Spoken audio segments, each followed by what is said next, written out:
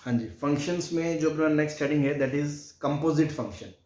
हालांकि composite function का मैंने आपको इंट्रो थोड़ा सा दिया था बिकॉज हमें डोमेन और रेंज निकालने के लिए ऐसे फंक्शन जब हमारे सामने आते थे तो हमने कहा था कि कंपोजिट फंक्शन में डोमेन निकालने के लिए हम सबसे पहले बाहर वाले फंक्शन से पूछते हैं, बाहर से अंदर जाते हैं, रेंज के लिए अंदर से बाहर आते हैं।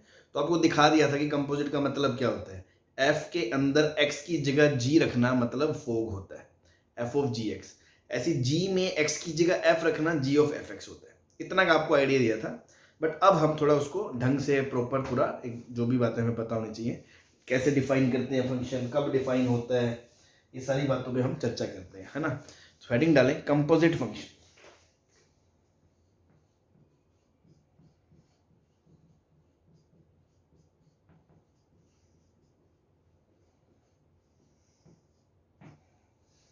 ठीक है, तो पहली बात तो ऐसे समझें कि अगर मैं बात करता हूं फोग एक्स की, तो मैंने आपको बताया था फोग एक्स का मतलब क्या है। फोग एक्स का मतलब है एफ के अंदर एक्स की जगह क्या रखना, जी एक्स रखना। ये आपको बताया था मैंने। तो अल्टीमेटली अब ये सोचो सिस्टम हो कैसा रहा है कि पहले एक एक्स इनपुट आएगा, वो इनपुट किसके अंदर जाएगा, जी के अंदर जाएगा। ये एक फंक्शन है जी एक्स, जी के अंदर एक्स इनपुट आएगा, फिर वहां से आउटपुट निकलेगा जी एक्स। ठीक है जी। अब ये एज इनपुट जाएगा एफ के अंदर, एफ एक्स एक मशीन है, इसके अंदर इनपुट कौन है, एफ के लिए तो जी इनपुट का काम कर रहा है ना भाई। सबसे पहले एक्स इनपुट किस में जाएगा, जी में, फिर जी एक्स की कोई वैल्यू आएगी, फिर वो एफ के इनपुट का काम करेगा, फिर वहां से आउटपुट जो आएगा वो आपका एफ ऑफ जी एक्स आएगा। क्या आपको ये सीक्वेंस तो समझ आई क्या होगा, एफ ऑफ जी एक्स का मतलब क्या है। Yes sir. है ना, बहुत क्वाइट सिंपल सी बात है भाई। एक्स डाला वो जी में गया, जी से आउटपुट आया, वो एफ में गया, वहां से आउटपुट आया। अब देखो बहुत कॉमन सी बात है, क्या यहां से एक्स की वो वैल्यू जाएगी जो जी के डोमेन में होगी, जो जी के डोमेन में नहीं होगी नहीं जाएगी। यहां से वही वैल्यू यहां पे स्कैन होगी ना जो जी के डोमेन में होगी, क्योंकि अगर कोई वैल्यू ऐसी हुई जिससे जी का आउटपुट रियल नहीं आएगा तो वो जी वाला स्कैनर उसको वहीं पे मना कर देगा। ये तो ऑब्वियस सी बात है ना, फंक्शन के डोमेन की डेफिनेशन है ये। Yes sir. तो यहां से जो वैल्यू आएगी वो जी के डोमेन के अंदर से आएगी। ठीक है जी, वो वैल्यू यहां से आउटपुट बन के बाहर है।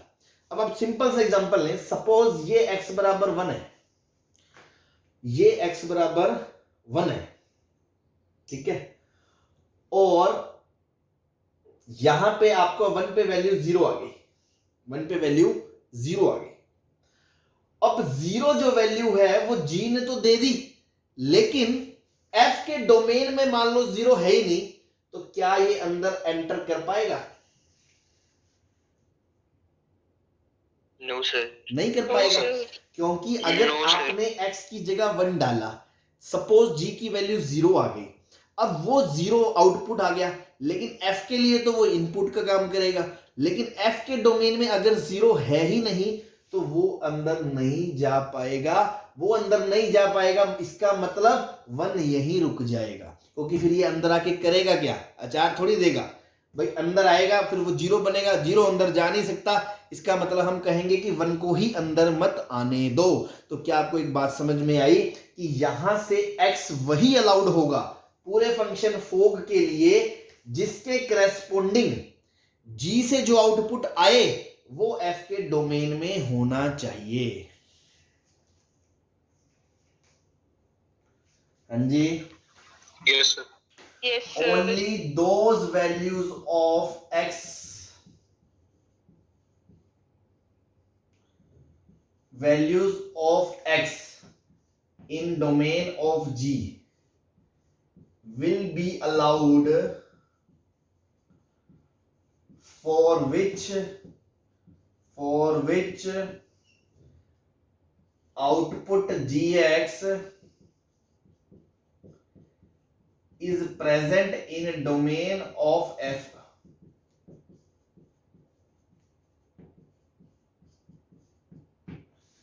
भाई इस बात में तो कोई किंतु परंतु नहीं है, जो भी समझाइए कि यहां से वो इनपुट जाएगा, फिर यहां से वो आउटपुट बन गया, क्योंकि जी का तो डोमेन में जो है वो जाएगा ही जाएगा। लेकिन अगर ये आउटपुट इसके डोमेन में नहीं हुआ तो ये इनपुट के जाने का कोई फायदा नहीं हुआ। इसका मतलब यहां से वही इनपुट जाएंगे जो आउटपुट बन के निकलने के बाद आउटपुट आएंगे, वो एफ के इनपुट मतलब डोमेन में होने चाहिए। तो only those values of x will be allowed for which output gx is present in domain of f। तो इससे आप क्या समझे, हो सकता है किसी फंक्शन में ये सारे x g के अलाउड हों, जिनके करेस्पॉन्डिंग कोई आंसर आए। मान लो इसका डोमेन आ रहा है, तो x जितने भी अलाउड है g के लिए सारे आएंगे। g के लिए जितने भी अलाउड है, भाई पता चले g का डोमेन 0 से इन्फिनिटी है, इसका डोमेन 0 से इन्फिनिटी है, ठीक है, और इसका डोमेन r है r, तो यहां से कोई भी चीज निकलेगी वो r के अंदर ही होगी, तो वो इसको तो कोई दिक्कत करेगा ही नहीं, तो सारी वैल्यूज निकल जाएंगी। इसका मतलब उस केस में डोमेन किसके बराबर होगा, डोमेन ऑफ g के बराबर, फोक का डोमेन। Yes sir. और हो सकता है जैसे मैंने आपको बताया कि 1 रखने पे वैल्यू 0 आई और 0 इसके डोमेन में नहीं है, तो x बराबर 1 फोक के डोमेन में नहीं होगा।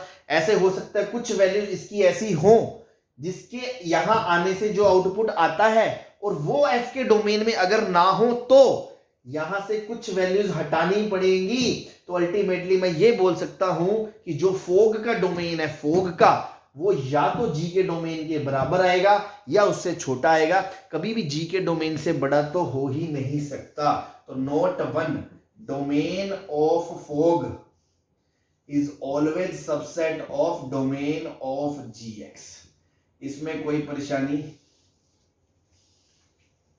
No sir. No sir. No sir. बहुत ऑब्वियस सी बात है। अब आप रेंज की बात करें, ठीक है भाई, अगर f का डोमेन मान लो है 0 से इंफिनिटी और इसकी रेंज आती है सपोज 0 से इंफिनिटी, ठीक है, लेकिन यहां से जो वैल्यूज आई g की वो इसके पूरे डोमेन को कवर ही नहीं कर पाई। भाई यहां से इनपुट आया 5 से इंफिनिटी मान लो, तो जो रेंज भी है वो भी 5 से इंफिनिटी के करस्पॉन्डिंग वाले एलिमेंट ही निकालेगी। जो एलिमेंट डोमेन में f के 0 से 5 आने पे आंसर देते थे वो वाले आंसर तो निकलेंगे ही नहीं। Yes. तो इसका मतलब जो रेंज है, रेंज वो f के डोमेन रेंज से तो बड़ी नहीं हो सकती ना। हो सकता है f की जो रेंज है वो सारी कवर हो जाए, हो सकता है उसमें से कुछ पार्ट छूट जाए। तो हम ये बोल सकते हैं रेंज ऑफ जो फोग होगी वो रेंज ऑफ fx से तो छोटी या उसके बराबर ही होगी, ठीक है। तो अल्टीमेटली कंपोजिट फंक्शन का जो डोमेन होता है वो अंदर वाले फंक्शन के डोमेन से छोटा होता है या उसका सबसेट होता है, और जो कंपोजिट फंक्शन की रेंज होती है वो बाहर वाले फंक्शन की सबसेट होती है। अगर मैं बात करूंगा गोफ की, तो गोफ का जो डोमेन होगा वो अंदर वाले फंक्शन का सबसेट होगा, और जो गोफ की रेंज होगी वो बाहर वाले फंक्शन का सबसेट होगी। इसमें कोई परेशानी किसी को? No sir. Yes. I hope आपको कंपोजिट फंक्शन का स्ट्रक्चर समझ में आ गया होगा, कैसे वो काम करता है, कैसे कंपोजिट फंक्शन का डोमेन डिसाइड होता है, और क्यों उसका डोमेन अंदर वाले जो फंक्शन के डोमेन के सबसेट और बाहर वाले फंक्शन के रेंज के सबसेट के बराबर होता है, सबसेट होता है उसका, ठीक है। क्लियर है? चले आगे। Yes sir. Yes sir. तो ये बात तो कोई जरूरी नहीं है ना कि फोग डिफाइंड है तो गोफ भी डिफाइंड होगा। भाई चलो सिंपल सी बात है, मान लो मैंने एक एग्जांपल लिया, फंक्शन दे रखा है आपको x² + 4 और gx दे रखा है आपको √x। आपसे पूछा है फोग x बता दो और गोफ x बता दो, और दोनों का डोमेन रेंज सब बता दो, अच्छे से एनालिसिस करो, ठीक है। देखो एक मैं चीज बताऊं आपको, दो तरीके से काम करते हैं हम कंपोजिट में।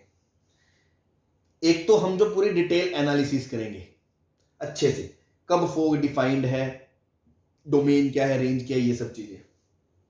और दूसरा याद करो, जब आज से 10 लेक्चर पहले मैंने जस्ट आपको कहा था कंपोजिट का मतलब एक में दूसरे की जगह एक्स रख देना, तो आपको मोटा मोटा बस यही तो आता था, F of G X, X की जगह जी एक्स रख दिया, तो एक्स की जगह जी एक्स रख दिया, तो जी स्क्वायर एक्स प्लस 4 हो गया, जी स्क्वायर एक्स मतलब रूट एक्स का स्क्वायर प्लस 4 हो गया, तो आपका आंसर एक्स प्लस 4 हो गया। और गोफ में आपने कहा था जी में एक्स की जगह एफ रख दो, तो जी में रूट के अंदर एक्स स्क्वायर प्लस 4 रख दिया। बस आपको इस चीज से ही मतलब होता था, बाकी आप दुनियादारी सोचते नहीं है कब डिफाइंड है कब डिफाइंड नहीं है भी या नहीं है, आप सीधा मुंह फाड़ के लिख देते थे, याद है? Yes sir. तो अभी भी क्या मार्केट में 2 तरह के क्वेश्चन मिलेंगे, ठीक है? आप तो ये मान लो हम आईआईटी के स्टूडेंट, हमें आईआईटी में जाना है, तो हमें प्रॉपर हर चीज की नॉलेज एनालिसिस होनी चाहिए, कब कौन सी डिफाइंड है कब नहीं है, सब कुछ ठीक है। बट कुछ क्वेश्चंस ऐसे होते हैं मेंस कैडर के, है ना, हालांकि आजकल तो मेंस भी काफी अच्छे लेवल के क्वेश्चन देने लगे, बट कई क्वेश्चंस ऐसे होते हैं, मेरा मतलब है जिसमें हम डोमेन या इन चीजों पे बहुत ज्यादा ध्यान नहीं देते, वो क्वेश्चन के ऑप्शन से ही फील आ जाती है कि वो क्वेश्चन सिर्फ मैन्युपुलेशन का है, उसमें डिटेलिंग में चीजें जानने की या पूछने की कोई जरूरत नहीं है, तो वहां हम भी मुंह फाड़ के चलेंगे, एफ के अंदर जी रख दिया और सॉल्व कर लिया, दैट्स इट, ठीक है? बट कब वैसे अगर हमें समझना है तो हमें डिटेलिंग में पता होना चाहिए यार, कब फोक डिफाइंड है, कब गोफ डिफाइंड है, कैसे डिफाइंड करते हैं, कैसे डोमेन, कैसे रेंज, सारी चीजें निकालते हैं। तो पहले इस एग्जांपल को बहुत अच्छे से समझ लें। ये तो था सुपरफिशियल लेवल पे, जो मैंने ऊपर लिखा था कि अगर सुपरफिशियली आपसे पूछा जाए कि हाँ मोटे मोटे तौर पे बता दो यार क्या होता है, तो हमने कहा एक्स की जगह जी रख दो, बस खत्म बात। फोक गोफ में एक्स की जगह जी की जगह, गोफ में जी के फंक्शन में एक्स की जगह एफ रख दो, गोफ बन गया। वो तो एक मोटे मोटे लेवल पे बात होगी, बट अब आप अच्छे से समझें कब डिफाइंड है कब डिफाइंड नहीं है, ठीक है? अब पहले तो अब ये सोचो फोक का मतलब क्या होता है, एफ में एक्स की जगह जी रखना, एफ में एक्स की जगह जी रखना, ठीक है? ध्यान से सुनना, पहले इसका डोमेन लिखो, इसका डोमेन क्या है, कुछ नहीं दे रखा, मतलब हमें निकालना है तो आपको पता है पॉलिनोमियल का डोमेन आर होता है, पॉलिनोमियल का डोमेन आर होता है, ठीक है? को डोमेन दे नहीं रखा मतलब आर मान लो, इसका डोमेन आपको पता है क्या होता है, 0 से इंफिनिटी होता है, और को डोमेन नहीं दे रखा आर मान लो। ये चीज आपने खुद से सोची इसके बारे में, क्यों? क्योंकि जब आप f में x की जगह g रखोगे तो आपने कहा जी स्क्वायर एक्स प्लस 4 और g क्या, रूट एक्स मतलब x प्लस 4। अब आपको एक चीज बताना चाहूंगा, जल्दबाजी में बच्चा क्या करेगा, वो बोलेगा फोग का जो आंसर है ना, फोग का जो आंसर है वो x प्लस 4 है, 4x बिलोंग्स टू r। क्या ये बात सच है? आपको भी शायद ये लगेगा, आपके दिल से आवाज आनी चाहिए कि सर यही तो सिखाया आपने, f में x की जगह g रख दो, रख दिया हमने, लेकिन आप भूल गए। आप ध्यान से सोचो, पहले फंक्शन x इनपुट बनेगा, वो किस में जाएगा, gx में जाएगा, फिर gx से जो आउटपुट आएगा वो f के अंदर जाएगा, फिर आपका फोग निकलेगा।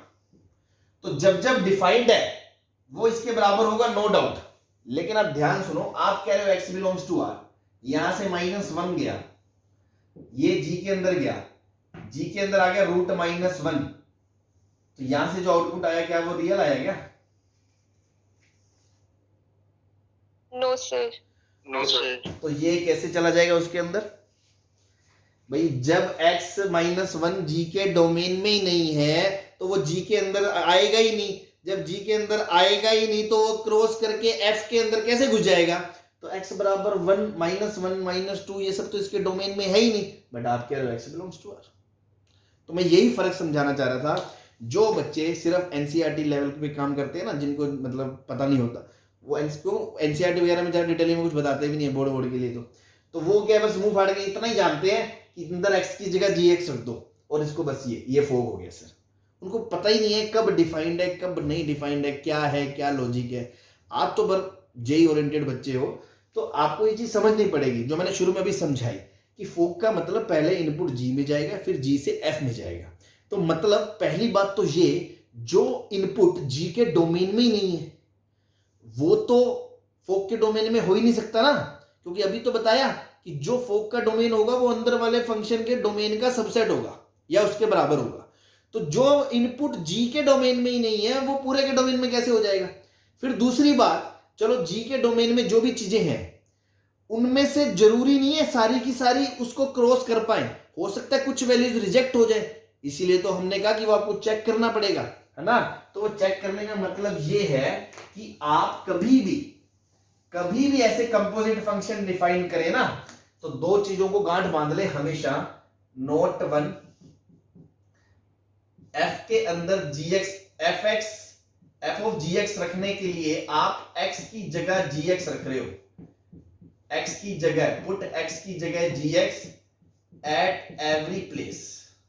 हर जगह आपको एक्स की जगह जी एक्स रखना है। साइड में अगर कोई लिमिट दे रखी है ना, कंडीशन कि यहां से यहां, तो वहां भी आपको एक्स की जगह जी एक्स रखना है। And also see definition of G X, definition of G X, ठीक है ना। इस चीज को आप भूले ना। तो अब जब मैं फोक डिफाइन कर रहा था तो मैंने सोचा एफ के अंदर एक्स की जगह जी एक्स रख दिया, तो मैंने यहां पे जी एक्स रख दिया, जी स्क्वायर एक्स प्लस 4। अब इसका डोमेन क्या था, x बिलोंग्स टू r। हाँ भाई, इसका डोमेन क्या था, x बिलोंग्स टू r था कि नहीं था, बोलो। Yes sir. तो x बिलोंग्स टू r की जगह मैंने कहा gx belongs to r। And दूसरी कंडीशन क्या बोली, also see definition of g। जब आप g को रख रहे हो तो g की डेफिनेशन को भी तो देखो। तो g खुद क्या है, रूट x, और उसका डोमेन क्या है, 0 से इंफिनिटी। तो आप क्या बोलोगे, एंड x बिलोंग्स टू 0 से इंफिनिटी। एंड लिखना क्यों जरूरी है, क्योंकि अगर आप इसको नहीं देखोगे, सिर्फ इसको देखोगे, तो हो सकता है आप कोई x की ऐसी वैल्यू डोमेन में डाल दो जो g में ही नहीं घुस सकती, तो वो पूरे में कैसे आएगी। तो हमने एंड लगा के ये जताना चाहा कि ये तो भैया g का डोमेन है, इसको तो ध्यान रखना ही रखना है। अब इधर से कोई g की ऐसी वैल्यू आती है जो f के डोमेन में भी नहीं आती है, अलाउड है, तो वो फिर x की वैल्यू भी करस्पॉन्डिंग आउट हो जाएगी। लेकिन यहां खुशकिस्मती क्या है आपकी, यहां खुशकिस्मती ये है कि यहां पे जो फंक्शन f है ना, f उसका डोमेन r है, उसको कोई लेना देना नहीं है। तो मतलब g की कोई भी जो वैल्यू आएगी वो r से तो बाहर नहीं आ सकती, तो वो तो सारी वैल्यूज अलाउड है। हाँ जी, यस सर। एंड x 0 से इंफिनिटी होना चाहिए। तो इन दोनों का इंटरसेक्शन लेके आपका जो फाइनल डोमेन आएगा वो आएगा 0 से इंफिनिटी। और g की जगह आपने ये रख दिया तो आपका फोग आ गया, फोग x बराबर x प्लस 4 x 0 से इंफिनिटी। ये प्रॉपर फंक्शन है। तो मैं ये कह रहा था कि हकीकत में तो देखो हमें ऐसे ही समझना है, और अगर इवन मेंस में भी ऑप्शन हुए कि x plus 4 x belongs to r या 0 से इंफिनिटी, तब तो आपको ये डिटेलिंग समझनी ही पड़ेगी।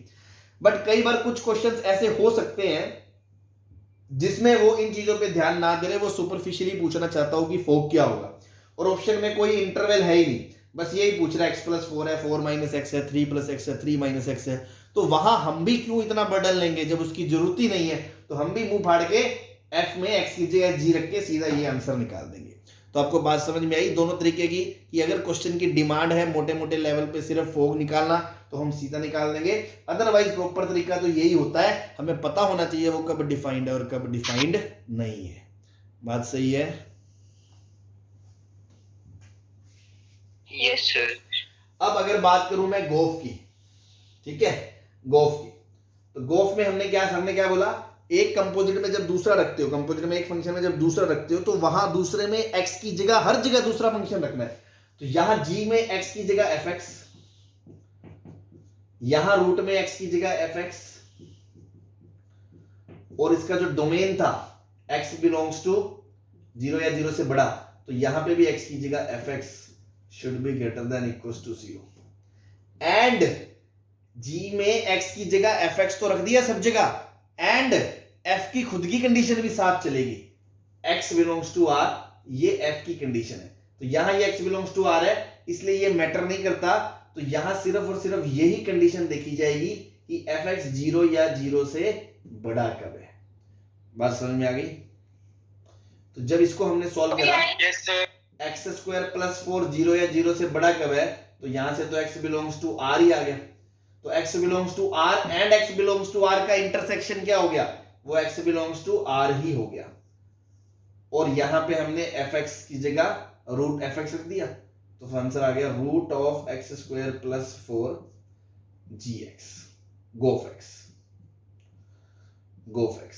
तो देखो ये x बिलोंग्स टू r के लिए डिफाइंड है, बट ये x बिलोंग्स टू 0 से इन्फिनिटी के लिए डिफाइंड है। तो ऐसा भी हो सकता है कभी गोफ डिफाइंड हो, कभी फोक डिफाइंड ही ना हो, ठीक है। तो वो डिपेंड करता है क्वेश्चन टू क्वेश्चन। क्या ये बात क्लियर है? Yes, sir. Yes, sir. एक और एग्जांपल लेते हैं, फिर समझ में आ जाएगा तुमको।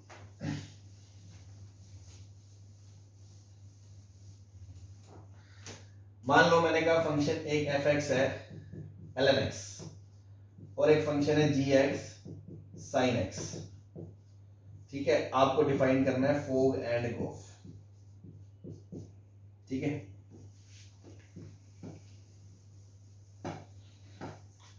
तो हमने मान लो सबसे पहले बात करी गोफ x की।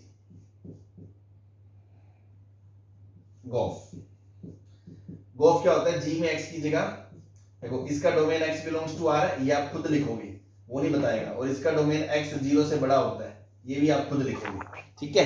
अब आप कहोगे g ऑफ fx, g में x की जगह हर जगह fx रख दिया, हाँ जी। तो x की जगह बेटा हर जगह क्या रखना है आपको, fx। तो साइन में x की जगह fx, यहां fx एंड f की खुद की कंडीशन, क्योंकि f का जो खुद का डोमेन है उससे बाहर तो उसका डोमेन हो ही नहीं सकता ना भाई। गोफ का डोमेन हमने बताया था ना, अंदर वाला जो फंक्शन है उसके डोमेन से बाहर नहीं हो सकता। तो एंड f का डोमेन तो लेके चलना ही पड़ेगा आपको कि x 0 से बड़ा होता है। इसमें कोई डाउट किसी को? No, No, sir. sir. तो यहां पे आ गया sine of ln x, sine of ln x, fx belongs to r, fx क्या है, ln x belongs to r, ठीक है भाई। इसका डोमेन r है ना, तो इसकी तरफ से तो कोई दिक्कत होनी नहीं चाहिए। चाहे तो आप खुद सॉल्व करके देखो, यहां से आएगा x belongs to r and x belongs to 0, तो दोनों का इंटरसेक्शन लोगे तो x ग्रेटर देन 0 ही आएगा। और वो कॉमन सेंस वाली बात भी है, शुरू में हम लिख रहे हैं भाई, खुद से सोचो। आपको तो ये डिफाइन करना है गोफ डिफाइन होने के लिए आपके मन में दो ही चीजें चल रही है कि एक तो वैल्यू वो जो f के डोमेन में है, तो 0 से तो बड़ा होना ही चाहिए। अब 0 से बड़ी अगर मैं कोई भी वैल्यू लेता हूं, उस दौरान जो f की रेंज आएगी वो g के डोमेन में होनी चाहिए। तो हमने देखा जब x 0 से बड़ा है तो ln x से जो ln x उसकी जो रेंज है वो क्या है, ओपन 0 से इन्फिनिटी है। अब सॉरी 0 से बड़ा है तो माइनस इन्फिनिटी से इन्फिनिटी है, ln की रेंज माइनस इन्फिनिटी से इन्फिनिटी है।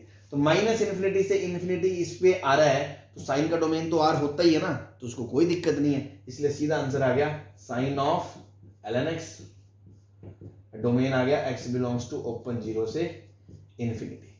ये आपका गोफ आ गया, गोफ।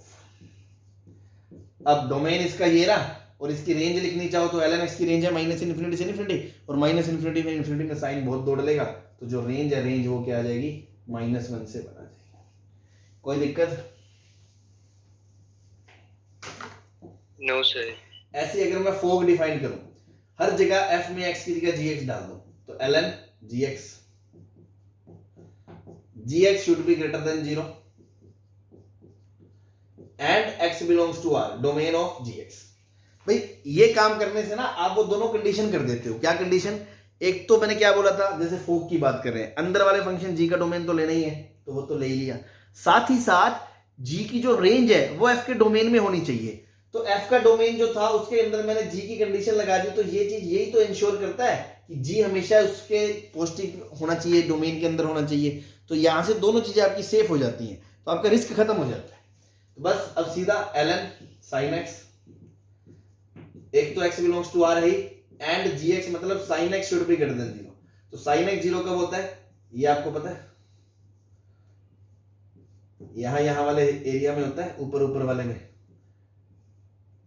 तो ये मैंने आपको इनइक्वालिटी में बताया था कैसे लिखते हैं। जनरल पहले तो प्रिंसिपल सॉल्यूशन लिख लो 0 से पाई, और फिर उसमें इंटीग्रल मल्टीपल जोड़ दो 2n पाई का union n belongs to integer. तो बस ये आपका डोमेन है, इसके अंदर फंक्शन आपका फोग डिफाइंड होगा क्या, ln sin x। ठीक है जी। अब रेंज क्या होगी इसकी, साइन होगा 0 से 1 तक, और ln की बात करें 0 से 1 तक तो सिर्फ इतना पार्ट कवर होगा। तो रेंज क्या हो जाएगी, रेंज -∞ से 0 क्लोज तक। ठीक है।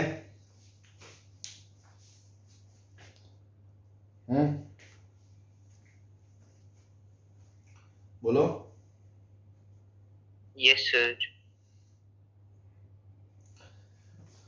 चलो एक और अपन देखें। सपोज मैंने कहा एक फंक्शन है f(x), वो दे रखा है cos x, और x दे रखा है आपको 0 से पाई, और एक फंक्शन है gx, वो दे रखा है आपको √x, और x दे रखा है आपको 0 से 1/4 तक। ठीक है। अब आपको फोग डिफाइन करना है। फोग डिफाइन करोगे तो f के अंदर x की जगह g रखोगे, f के अंदर x की जगह g रखा cos gx, फिर यहां पे इसकी कंडीशन में भी x की जगह g रखा, तो gx शुड बिलोंग्स टू 0 से पाई, एंड g का खुद के डोमेन की कंडीशन, क्योंकि वो खुद ही तब डिफाइंड है जब x 0 से लेके 1/4 तक है। तो ऐसे सॉल्व करेंगे या नहीं करेंगे जो मैं अब तक समझा रहा हूं आपको। इससे दोनों चीजें इंश्योर हो गई कि कोई भी इनपुट g के डोमेन से बाहर नहीं है, और फिर जो g की रेंज आ रही है वो बाहर वाले फंक्शन के इनपुट के अंदर होना चाहिए। दोनों चीजें हम इंश्योर कर रहे हैं, यही तो कर रहे हैं जो हमने समझा था। तो अब ये cos √x हो गया। नाउ √x शुड बी 0 से पाई, एंड x कह रहा है 0 से 1/4। तो √x 0 से पाई मतलब x 0 से पाई स्क्वायर, एंड x 0 से 1/4। अब मैं बताऊं 0 से पाई स्क्वायर और 0 से 1/4 का इंटरसेक्शन लोगे तो 0 से 1/4 ही तो आएगा। तो फोग का जो डेफिनेशन आएगा ना फोग का, वो आएगा cos √x but x belongs to 0 से 1/4। ठीक है, क्लियर है? Yes, Yes, sir. sir. 4 भी छोड़ो, आप 2 ले लो एक बार, है ना। मैं थोड़ा अगला डेटा सिंपल हो जाएगा। 2 ले लो, 2 ले लो, 2 ले लो, 2 ले लो, तो यहाँ 2 ही आएगा, कोई फर्क नहीं पड़ेगा। नाउ अगर गोफ डिफाइन करोगे तो x की जगह fx रखोगे तो रूट fx, यहां आएगा fx शुड बिलोंग्स टू 0 से हाफ, एंड उसका डोमेन वो 0 से पाई ही डिफाइंड है। तो हमने कहा फंक्शन आ गया root cos x, cos x should be 0 से हाफ के बीच, and argument should x between 0 से पाई के बीच। तो अब ऐसे इनइक्वालिटी आपको शुरू में सिखा दी थी मैथ्स में फंक्शन में कि 0 से पाई के बीच आपको देखना है, 0 से पाई के बीच आपको देखना है कि cos 0 से हाफ के बीच कब है। तो हाफ यहां होता है π/6 पे,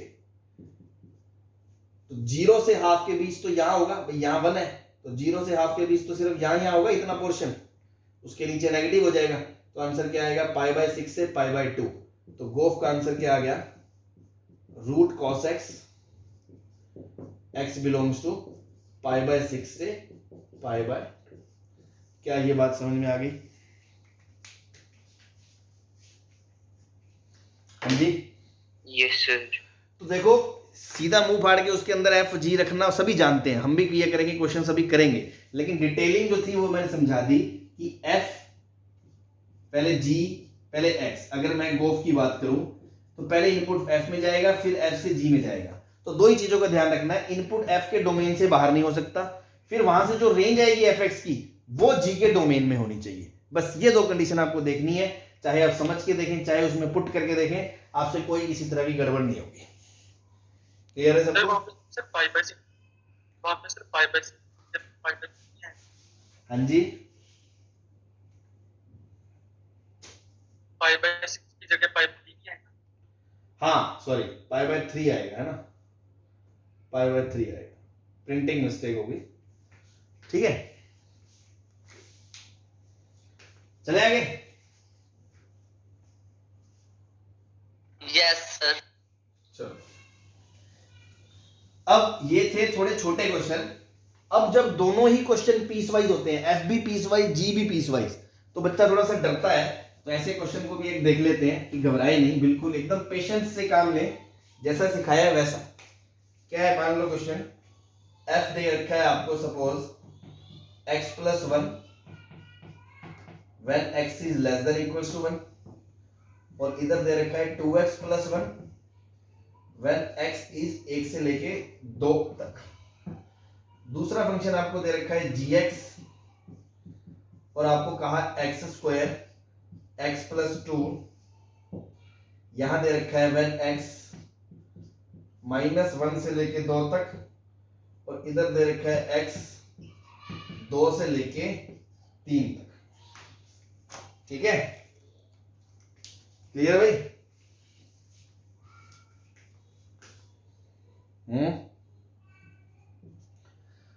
बोलो। Yes, sir. अब आपको चाहिए फोग। तो ऐसे आदमी, थोड़ा गरीब आदमी शुरू में डर जाता है, थोड़ा सा कॉम्प्लेक्स है ये कैलकुलेशन, है ना। तो पहले समझ लें। पहले तो जैसे मैंने बताया ना, हर जगह x की जगह g रखना एंड उसका डोमेन देखना, इन दोनों चीजों को देख के आप चलोगे। एक मेथड तो मैं ये भी बता देता हूँ, फिर इस क्वेश्चन को करने का दूसरा ग्राफिकल मेथड भी बता देंगे। पहले अपन स्टैंडर्ड जो कर रहे हैं उससे देखें, है ना, मेथड 1 से। मान लो फोग निकालना, तो फोग में आपको क्या बताया भाई, x की जगह gx रख दो, जहां जहां f की डेफिनेशन में x है, x की जगह gx रख दो, gx plus 1 when gx is less than equals to 1, फिर twice of gx plus 1 when gx is 1 से लेके 2 तक। यही बताया आपको पहले बेसिक डेफिनेशन फोग में। Yes, sir. अब इससे पहले तक क्या था, इससे पहले तक क्वेश्चन में क्या था, जी की एक ही डेफिनेशन थी, ऐसी नहीं थी यहां से लेके यहां तक ये है, यहां से लेके यहां तक ये है। जैसे पिछले क्वेश्चन में क्या था कि वो पूरे 0 से पाई में cos x थी, तो मैंने क्या कहा था, जी की जगह वैल्यू रख दो एंड जो उसका खुद का डोमेन है x 0 से पाई, वो भी साथ में लिखो, क्योंकि उसके बाहर आंसर नहीं हो सकता। लेकिन यहां पे क्या लफड़ा है, यहां पे जी की दो डेफिनेशन है, जी यहां से यहां में तो ये है, यहां से यहां में ये है। तो हम क्या करें भाई, यहां कौन सी यूज करें, यहां कौन सी यूज करें? तो हम हर पॉसिबिलिटी को हर पॉसिबिलिटी के साथ देखेंगे। कैसे? यहां पे gx दो तरीके से हो सकता है, या तो gx ये होगा या gx ये होगा। जब gx ये होगा तो x यहां से यहां तक होगा, और gx जब ये होगा तो x यहां से यहां तक होगा। तो इसके बिहाफ पे ध्यान से देखना, दो कंडीशन बनेंगी सिर्फ इसके बिहाफ पे, कि gx जब x स्क्वायर होगा तो x स्क्वायर प्लस 1, यहां पे भी gx की डेफिनेशन क्या आएगी, x स्क्वायर, और साथ में x स्क्वायर डेफिनेशन आएगी कब, जब x माइनस 1 से 2 तक है। तो एंड x कहां से कहां तक है, माइनस 1 क्लोज से 2 तक है। फिर gx की यहां दूसरी डेफिनेशन भी आ सकती है सर, तो चलो x की जगह gx की जगह रख दिया x प्लस 2, फिर प्लस 1 तो था ही, यहां पे भी gx की जगह आ जाएगा x plus 2 less than equals to 1। And but ये डेफिनेशन वैलिड कब है gx की, जब x 2 से 3 तक है। तो एंड x कहां से कहां तक है, 2 से 3 तक है। फिर यहां पे सर gx को क्या रखें, तो gx को जब ये रखेंगे x स्क्वायर, तो यहां बनेगा 2x square plus 1, x square should be lying between 1 से लेके 2 तक, ये तो यहां की कंडीशन है। और ये डेफिनेशन वैलिड कब है x स्क्वायर की, एंड जब x कहां से कहां तक है, माइनस 1 से 2 तक है। फिर इसी में gx की दूसरी डेफिनेशन x प्लस 2, तो ट्वाइस ऑफ gx की जगह x plus 2 plus 1, condition gx 1 से 2 के बीच होना चाहिए, तो gx के x प्लस 2 क्या होना चाहिए, 1 से लेके 2 के बीच होना चाहिए।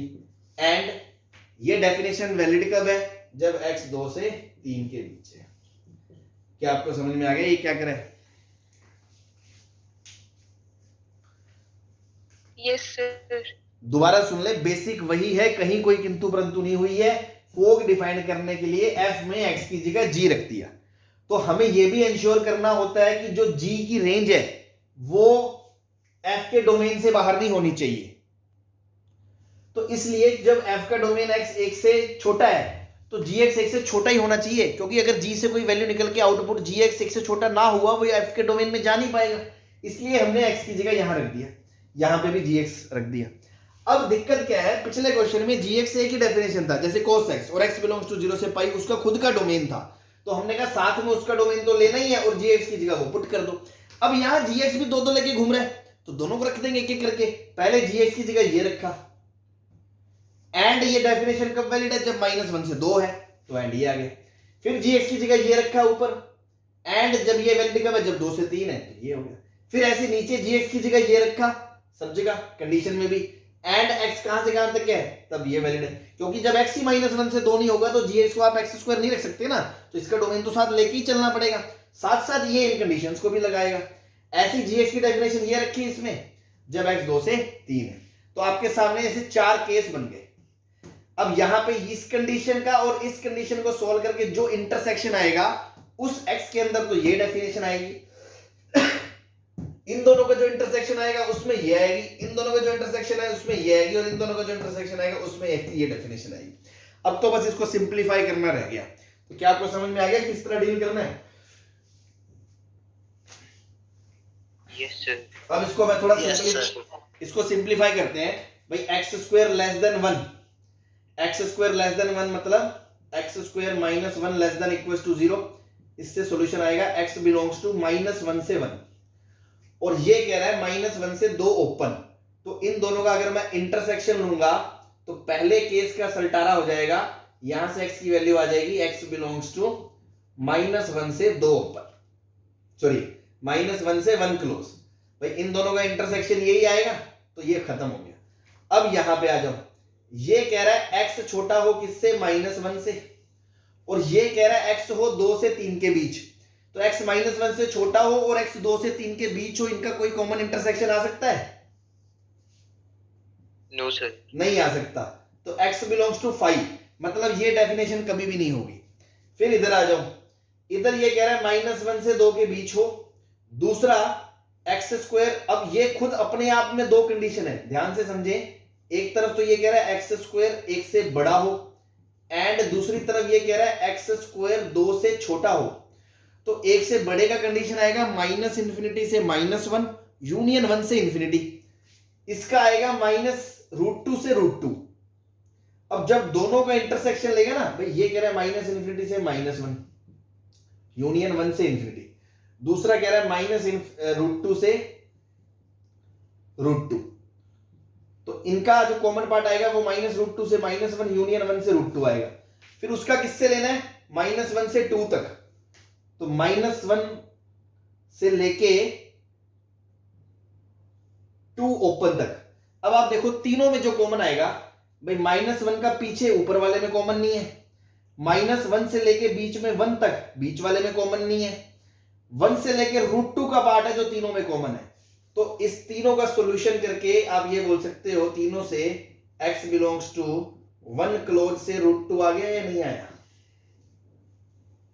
1 ओपन से, क्योंकि यहां ग्रेटर देन 1 था तो 1 पे ओपन है ना, तो ये यहां पे 1 ओपन से लेके √2 क्लोज आ गया या नहीं आया, ये बता दो। Yes sir. ठीक है, Yes, sir. ये आ गया। अब नीचे ये आ गया x लेस देन 0 एंड -1, तो ये कह रहा है -1 से 0 के बीच, ये कह रहा है 2 से 3 के बीच, तो यहां से भी कुछ नहीं आया, यहां से भी कुछ नहीं आया। तो मुद्दे की बात है, अल्टीमेटली फोग सॉल्व होके पता है क्या आ गया, अपना फोग फंक्शन, फोग आया आपका, फोग बराबर ऊपर आया x² + 1, जब x है आपका -1 से लेके 1 क्लोज तक, और फिर आपका x है 1 ओपन से लेके √2 क्लोज तक, तब आया 2x² + 1। इसके अलावा और कुछ नहीं आएगा, बस आपका यही फाइनल आंसर आएगा। तो फोग का डोमेन क्या हो गया, -1 क्लोज से √2 तक हो गया। कोई परेशानी? No sir. No sir. ये समझ में आ गया सबको? Yes sir. चलो ये समझ में आ गया। तो देखो फटाफट अपन ऐसे ही एक बार फोग और देख लेते हैं, ताकि एक तरह से आपका रिपीटेशन हो जाएगा इसी कॉन्सेप्ट का। फोग की बात, गोफ और देख लेते हैं। तो गोफ के लिए अगेन वापस क्या, गोफ, ध्यान रखना जी की जगह एक्स की जगह सब जगह एक्स स्क्वायर एक्स, यहां से एफ एक्स कहां से कहां तक हो जाए, -1 से 2 तक हो जाए, नीचे एफ एक्स कहां से कहां तक हो जाए, 2 से 3 तक हो जाए, और एफ एक्स प्लस 2 हो जाए। ठीक है, अब एफ एक्स की दो डेफिनेशन। तो ऊपर वाले में एफ एक्स की डेफिनेशन एक्स प्लस 1, तो एक्स प्लस 1 का स्क्वायर होगा यूज। जब एक्स प्लस 1 आपका -1 से लेके 2 के बीच हो, एंड एक्स खुद 1 से छोटा हो, सही बात है। फिर एफ एक्स की जगह ये डेफिनेशन इसी जगह, तो 2x प्लस 1 का स्क्वायर, यहां x कहां गया, हाँ यहां कंडीशन एफ एक्स की जगह क्या डलेगा, 2x प्लस 1, 2x प्लस 1 2 से छोटा हो और -1 से बड़ा हो, एंड ये डेफिनेशन कब लगेगी, जब x 1 से 2 के बीच हो, जब x ओपन 1 से क्लोज 2 के बीच हो। फिर नीचे आ जाओ, एफ एक्स की जगह वो डेफिनेशन x प्लस 1 प्लस 2, यहां एफ एक्स 2 से 3 के बीच होना चाहिए, तो एफ एक्स की जगह रख दिया x प्लस 1 2 से 3 के बीच होना चाहिए। एंड ये डेफिनेशन कब लगेगी, नीचे वाली, जब x 1 से, सॉरी ऊपर वाली 1 से छोटा होगा। फिर इसी में नीचे वाली डेफिनेशन x की जगह एफ एक्स की जगह 2x प्लस 1 प्लस 2, यहां पे भी 2x प्लस 1 होना चाहिए 2 से 3 के बीच, और नीचे वाली डेफिनेशन वैलिड कब है, जब x 1 से लेके क्लोज 2 तक है। थोड़ा पेशेंस रखना पड़ता है इसमें, थोड़ा ध्यान से ब्रैकेट ब्रैकेट ओपन क्लोज का लफड़ा ना हो जाए। अब देखो यहां से आएगा x 1 से छोटा और -2 से बड़ा। देखो -2 से लेके -2 से लेके 1 ओपन तक है x, और यहां कह रहा है x 1 से छोटा, तो इन दोनों का अगर मैं इंटरसेक्शन लूंगा तो आपका x क्या आ जाएगा, -2 से लेके 1 ओपन तक आ जाएगा कि नहीं आ जाएगा?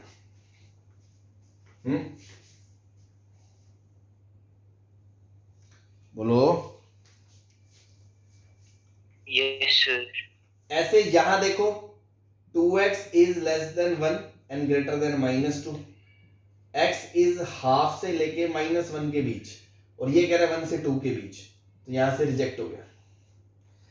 फिर यहां x आ गया आपका 2 से छोटा -1 से बड़ा, एंड ये कह रहा है x 1 या 1 से छोटा।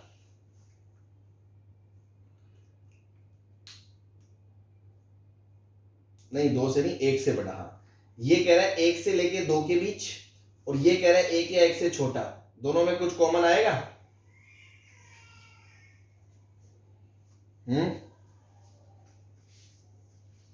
बोलो। x बराबर 1 कॉमन आएगा भाई, हाँ भूल मत जाना, यहां से आएगा x बराबर 1 तीसरे केस में। चौथे में 2x less than 2 and greater than -1, तो x आएगा हाफ से लेके 1 तक, और ये 1 से 2, यहां से कुछ नहीं आएगा। तो अल्टीमेटली इसके भी दो ही केस आ गए। अगर इस पूरे को समेट के लिखा जाए गोफ को, तो भाई गोफ का आंसर पता है क्या आएगा? गोफ का आंसर आएगा कि सर x प्लस 1 का होल स्क्वायर, जब x कहां से कहां तक है, -2 से लेके क्लोज ओपन 1 तक, और दूसरा यहां से सिर्फ एक ही पॉइंट आया, जब x बराबर 1 है तो आंसर आया आपका x प्लस 3, बस इतना ही आपका आंसर आया। तो इसका गोफ का डोमेन हो गया -2 से 1 तक। समझ में आई बात? Yes, sir. ठीक है, तो ये तो था अपना एनालिटिकल मेथड, इस तरह के पीस। हालांकि ऐसे क्वेश्चन आने के चांसेस थोड़े कम है, लेंदी होते हैं ना, बट फिर भी चलो एनालिटिकल तो हमने देख लिया, बट ऐसे क्वेश्चंस को ग्राफ से भी किया जा सकता है। मैं मेथड 2 बताता हूं, आप ये आंसर्स को नोट करें, है ना, मैं दूसरा आंसर भी साइड में लिखता हूं ताकि अपन बाद में आंसर मैच कर पाएंगे, अपना सेम आया। गोफ का आंसर आया अपना x प्लस 3, x -2 से लेके 1 ओपन, x बराबर 1। ठीक है, ये आपके आंसर से। मैं इस क्वेश्चन को आपको मेथड 2 से करके दिखाता हूं, ठीक है जी, ग्राफिकल मेथड। कोई भी एक कर देता हूं, दूसरा आप खुद से ट्राई कर लेना ना। मान लो फोक कर लेते हैं, फोक की बात है, तो पहले जो काम था एफ में एक्स की जगह जी रख दो, वो तो कर ही लो। एक्स की जगह जी रख दिया तो G X plus 1, G X less than 1, twice of G X plus 1 and G X is between 1 से लेके 2 तक। भाई फोक निकालना है तो एक्स की जगह जी एक्स तो रख ही दिया। अब एनालिटिकल में हम क्या करते थे, जी की दो डेफिनेशन, दोनों यहां कंडीशन, दोनों यहां कंडीशन, 4 केस घर में दो कंडीशन सोल्व करके इंटरसेक्शन लेके करते थे। यहां आप ग्राफ से सीधे लिख सकते हो। कैसे? पहले जी का ग्राफ बना लो, क्योंकि डिसाइड करना है ना जी कौन सी वैल्यू लेगा और जी कहां से कहां तक है, सारा खेल ही इस चीज पे है। तो पहले जी का ग्राफ बना लो। जी दे रखा है आपको एक्स स्क्वायर, व्हेन एक्स दे रखा है आपको -1 से ओपन 2 और x दे रखा है 2 से 3 तक x प्लस 2। तो g का ग्राफ बनाओगे तो देखो एक्स स्क्वायर का ग्राफ ऐसा होता है, लेकिन ये ग्राफ बनेगा सिर्फ और सिर्फ -1 से लेके -1 पे वैल्यू 1 होगी और 2 ओपन तक, 2 पे वैल्यू इसकी 4 होगी, ठीक है। और फिर 2 से 3 तक ये स्ट्रेट लाइन है x प्लस 2, 2 पे भी वैल्यू 4 है, स्लोप इसकी 1 है, तो ये ऐसी स्ट्रेट लाइन हो जाएगी 2 से लेके 3 तक।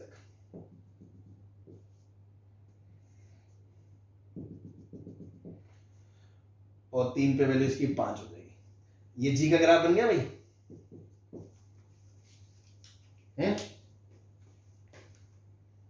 Yes sir. अब आप देखो, हमें ये देखना है कि ये वाली डेफिनेशन जी की कब यूज होगी, जब जी 1 से छोटा है, और ये वाली डेफिनेशन फोक की कब यूज होगी, जब 1 से 2 के बीच है। तो आप ये देखो G1 कहां पे है, तो हमने सबसे पहले G की बाउंड्री डिसाइड करी, G1 कहां पे है, तो G पता चला 1 यहां पे है। ये हॉरिजॉन्टल लाइन खींच दी मैंने y बराबर 1 वाली। तो इससे क्या पता चला, G दो जगह 1 हो रहा है, एक तो हो रहा है -1 पे और एक यहां पे होगा बेटा 1 पे। तो देखो आपको ये समझ में आ रहा है, जब जब G 1 से छोटा है, मतलब यहां से लेके यहां तक G 1 से छोटा है, उस ड्यूरेशन में फोक की ये वाली डेफिनेशन यूज होगी कि नहीं होगी?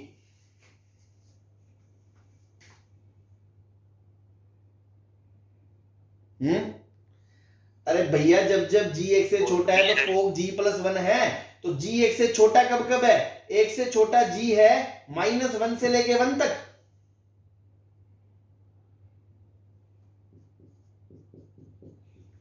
और -1 से लेके 1 तक G का ग्राफ कौन सा है? ये वाला। G का ग्राफ ये वाला है, सिंगल ग्राफ है, एक ही फंक्शन है जिसकी इक्वेशन क्या है? X square. तो बस G की जगह क्या डाल दो? एक्स स्क्वायर प्लस 1 -1 से लेके 1 तक। अब G 1 से 2 के बीच कब है, ये भी देखो। G 1 से 2 के बीच कब कब है, ध्यान देना। तो देखो ये तो वैल्यू थी G की 1, अब G की वैल्यू 2 पता करो, 2, G की वैल्यू 2 है यहां पे, और 2 वैल्यू आएगी यहां √2 पे, √2 पे। तो 1 से लेके √2 तक G 1 से लेके 2 के बीच है। जब x ओपन 1 से लेके √2 तक है तो G 1 से 2 के बीच है, उस दौरान ये डेफिनेशन यूज होगी, और G की वैल्यू क्या धरी जाएगी? X square. तो 2x स्क्वायर प्लस 1, ये आपका फोक आ गया। क्योंकि इसके बाद जो भी ग्राफ बचा ये वाला सारा, इन सब हिस्से में G √2 से बड़ा है, और हमारे क्वेश्चन में G 2 से बड़ा है, और G 2 से बड़ा हो नहीं सकता। तो आगे का कोई भी पार्ट डोमेन में या पीछे का कोई भी पार्ट डोमेन में आएगा नहीं आपका। क्लियर है सबको? Yes sir. करना क्या है, फोक है इसमें G रख दो, G का ग्राफ बनाओ, बस यहां से देखते चलो G कहां से कहां तक है, कहां से कहां तक है, कौन सा पोर्शन है, वो वाली डेफिनेशन उसमें पुट करते हो। जैसे मैं दूसरा पार्ट भी करवा ही देता हूं इसका फटाफट, ताकि अपने को थोड़ी और अंडरस्टैंडिंग आ जाए। गोफ क्या होगा? f का स्क्वायर, जब f कहां से कहां तक है आपका? -1 से लेके 2 ओपन तक है, फिर f अपना कहां से कहां तक हो, 2 क्लोज से 3 क्लोज तक हो, और यहाँ पे क्या आएगा f प्लस 2। अब ग्राफ किसका बनाना है, f का।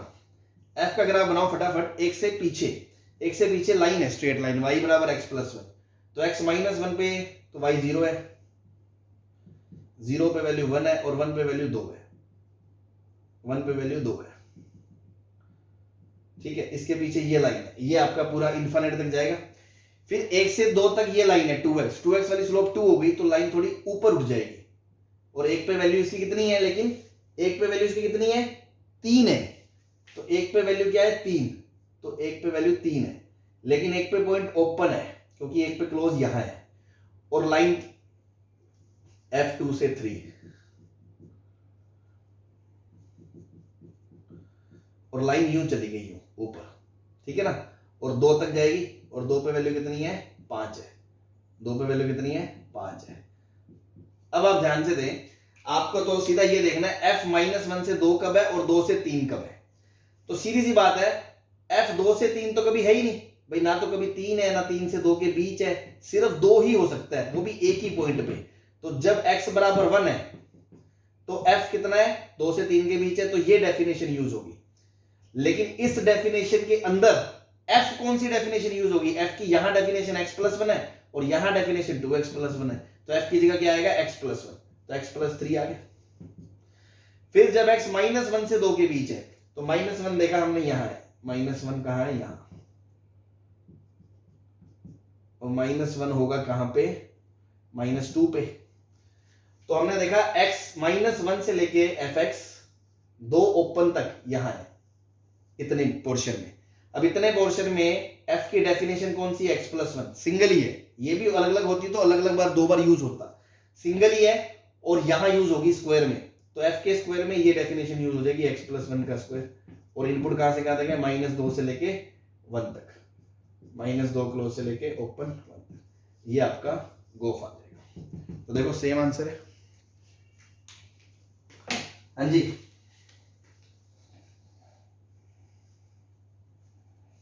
क्लियर है?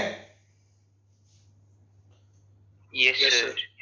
तो बस यही है, थोड़ा सा दोबारा देख लें, 1-2 क्वेश्चन और कर लें। यही है कि बेसिक जो सब तो शुरू में मैंने समझा ही दिया था, उसके बाद क्वेश्चन जब करते हैं एक में दूसरा रखते हैं, तो उसमें x की जगह सब जगह g तो रख ही दो, क्योंकि हमें ये भी देखना है g की जो रेंज आएगी वो f के डोमेन में आनी चाहिए, दूसरा g के डोमेन को साथ कैरी करना पड़ेगा।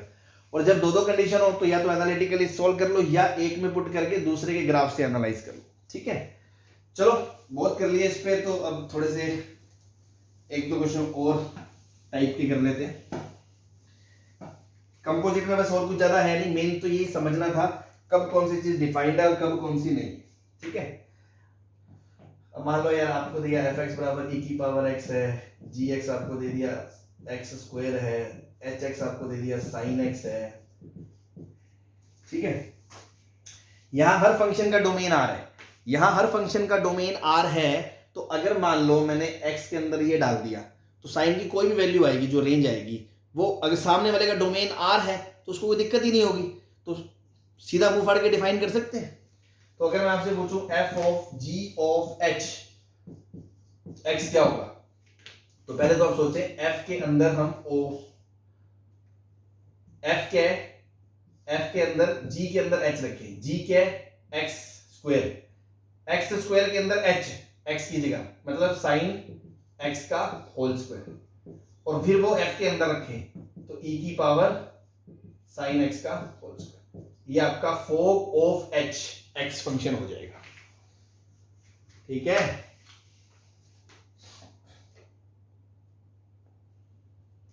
और अगर मैं कहूं फोग ऐसे पहले डिफाइन करूं फिर o h x करूं तो भी कोई फर्क नहीं पड़ता, f के अंदर g रख दो, e के अंदर g रख दोगे तो e की पावर x स्क्वायर आ जाएगा।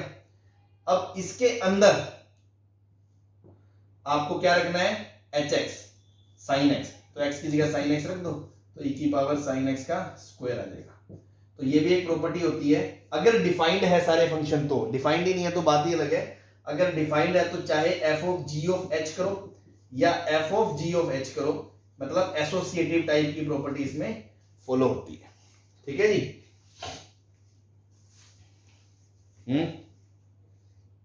Yes, sir. Yes sir. ठीक। चलो एक छोटा सा क्वेश्चन, मान लो आपको दे रखा है गोफ दे रखा है मोड साइन एक्स है, और फोग दे रखा है साइन स्क्वायर रूट एक्स है, तो आपसे पूछा एफ एक्स और जी एक्स बता दो।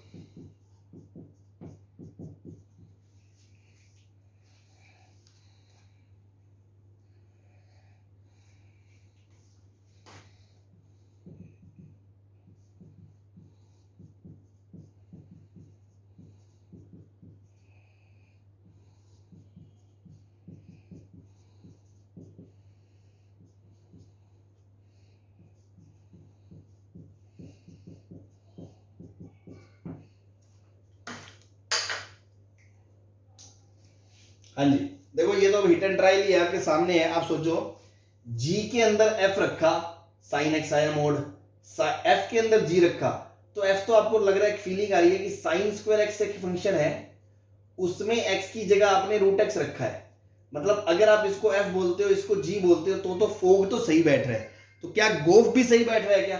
फिर आपने जी में गोफ रख के देखा, तो आपने देखा root of sine square x, तो ये भी तो सही बैठ गया, root sine square mod x होता है। Yes sir. तो बस आपका एफ एक्स क्या हो गया, साइन स्क्वायर एक्स हो गया, और जी एक्स क्या हो गया, रूट एक्स हो गया। तो ये आपको थोड़ा सा ऐसे पहचानना पड़ेगा कि हाँ यार देखो यहाँ स्क्वायर है, यहाँ वो रूट गायब हो गया। यहाँ स्क्वायर नहीं आता ना तो बच्चा थोड़ा धोखा दे देता है, लेकिन आप समझे स्क्वायर रूट से उड़ के मोड आ जाता है, इसलिए वो इन्वॉल्व है उसमें। ऐसे ही मान लो यार ये फोक दे दिया, ये जी दे दिया, आपसे एफ पूछ लिया, तो फोक का मतलब क्या होता है, एफ के अंदर जी डालना, जी मतलब 5x + 7, और ये फंक्शन पूरा किसके बराबर है, 3x + 4 के बराबर है। तो हमें क्या एफ एक्स निकालना है, एफ एक्स मतलब मुझे एफ के अंदर सिंगल आर्ग्यूमेंट चाहिए, तो मैंने 5x + 7 को t बोल दिया, तो लेट 5x + 7 = t। तो यार यहां से क्या आ जाएगा, 5x = t - 7, तो x क्या आ जाएगा, t - 7/5। तो यहां से f of t कितना आ जाएगा, 3 टाइम x की जगह t - 7/5 + 4, t की जगह वापस x रख दो, तो ये आपका एफ एक्स आ गया।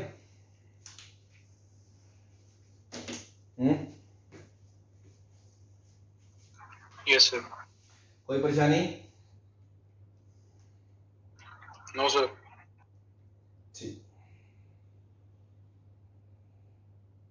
ठीक है। अब मैंने आपको ये भी बताया था कि कुछ क्वेश्चंस ऐसे होंगे या उनके ऑप्शन देख के आपको समझ में आ जाएगा कि वो इस चीज पे इंटरेस्टेड नहीं है कि कब डिफाइंड है कंपोजिट, कब नहीं डिफाइंड है, हम उसको डिटेल में नहीं देख रहे, बस मैनिपुलेशन करने से मतलब है कि सीधा मुंह फाड़ के एफ के अंदर जी रख दिया, बस एक्स की जगह फोग बना दिया, है ना। तो एक आध क्वेश्चन थोड़ा उस टाइम भी कर लेते हैं अपन। जैसे मान लो क्वेश्चन आ गया, एक फंक्शन दे रखा है F x ln 1 - x/1 + x, और एक फंक्शन है जी एक्स x³ + 3x/1 + 3x²। ठीक है, वो आपसे कह रहा है प्रूव दैट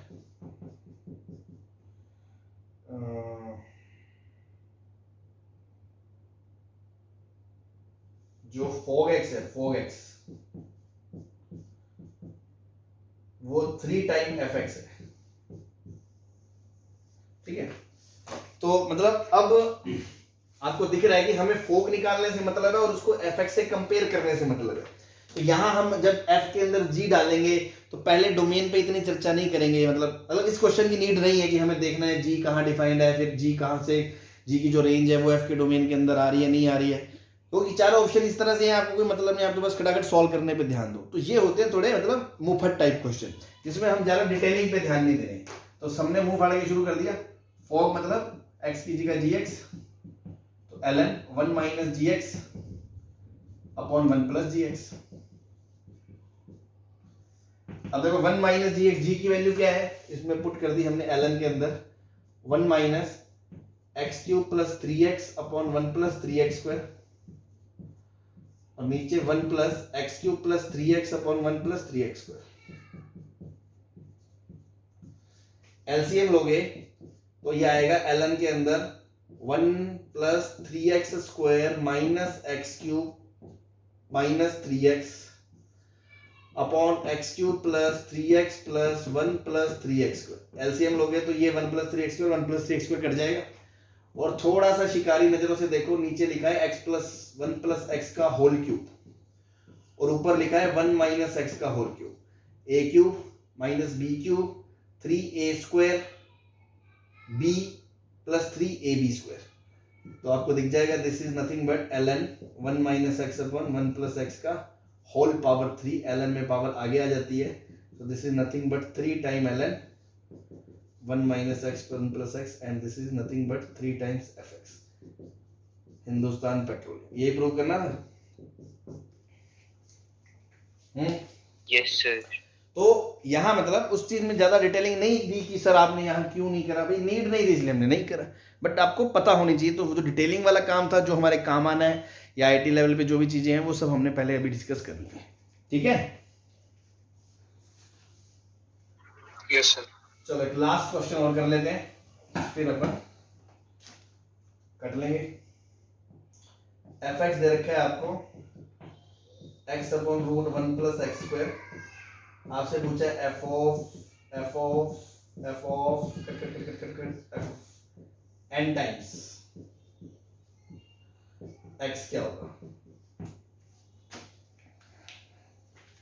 तो डरने वाली कोई बात नहीं है, ऑब्वियसली कोई ना कोई पैटर्न बन रहा होगा, तभी उसने n बार पूछा है। तो अपन तो पहले फोफ निकाले। फोफ मतलब f के अंदर fx रख दिया, f के अंदर fx रख दिया मतलब x की जगह fx रख दो fx में 1 plus f square x. Now fx की वैल्यू पुट करी तो ऊपर x upon root 1 plus x square, नीचे रूट के अंदर 1 plus x square upon 1 plus x square.